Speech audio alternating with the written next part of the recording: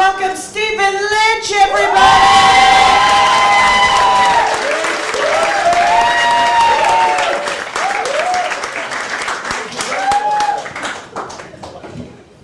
How's everybody doing tonight?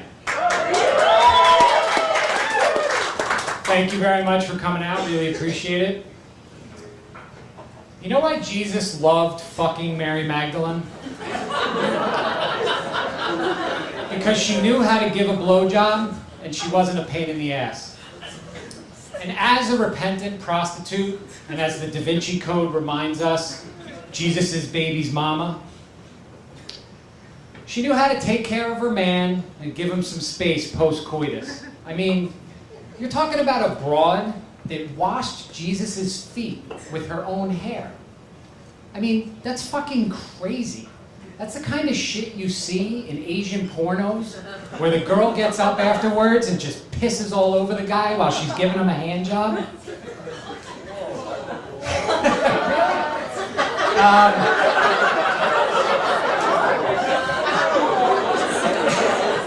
The crowd is stunned. I mean, seriously though, you know how many hanger-on fame whores are rolling around Jerusalem trying to get with Christ? I mean, this guy's the original rock star, and a bad boy at that. I mean, he's going into temple, he's flipping over tables, he's cursing out rabbis, just generally thumbing his nose at authority on a daily basis. And if you think that doesn't circulate around town, it does. I mean, this guy's got a posse the size of P. Diddy. And he's claiming to be the son of God. I mean, hello? Is everybody here? I mean, he's claiming to be the son of God. You can't tell me that women in that village were not wet with anticipation to just see him roll out and give a sermon. I mean... Oh, yeah.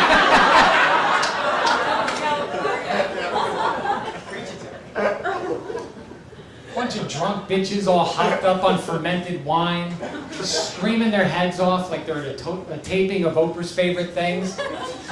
And Judas is working the crowd, picking off hotties for the after supper. The problem is that Jesus could never be with a regular girl because she could never measure up to his mom. I mean, think about the pressure on a potential mate. You're going up against the woman who gave birth to the savior of mankind. And not only that, she conceived without fucking her own husband. And her husband stayed with her. I mean, that bitch must have had mead-flavored nipples or something, I don't know. But it must have been hard for Jesus too. I mean, think about the wedding at Cana. He's hanging out with the disciples, they're all having a good time, and then, oh, wait a minute, we're out of wine.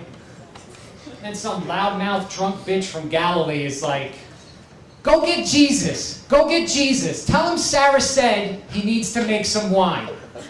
My brother Levi and him went to school together.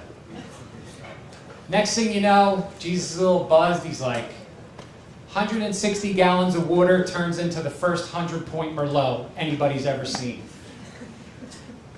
This, of course, leads to a bunch of guys coming up to him.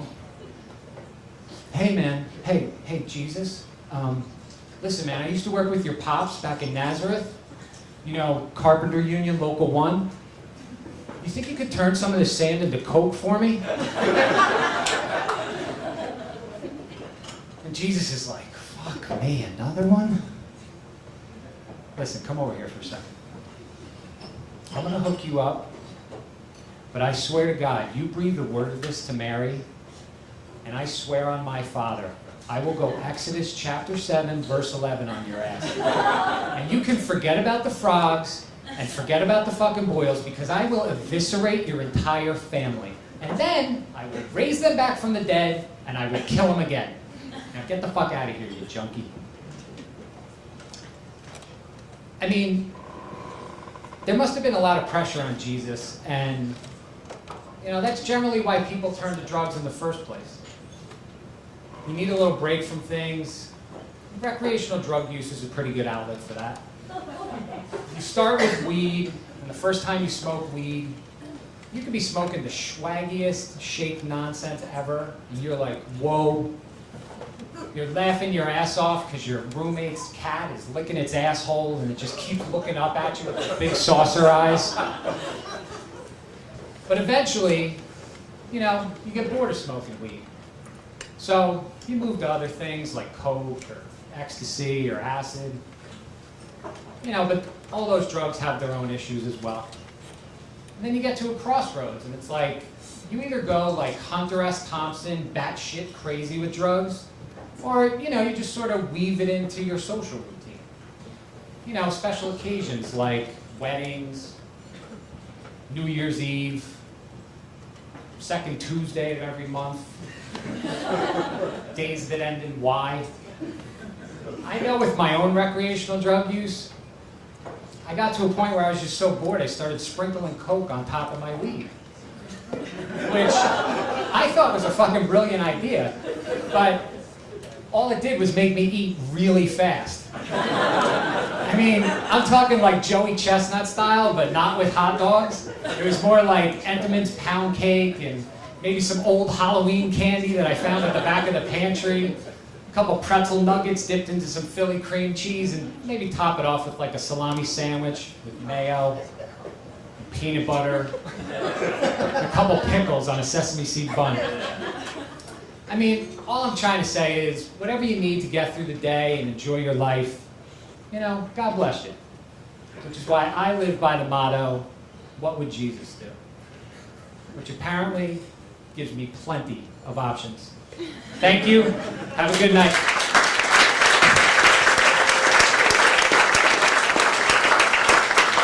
Stephen Lynch, everybody.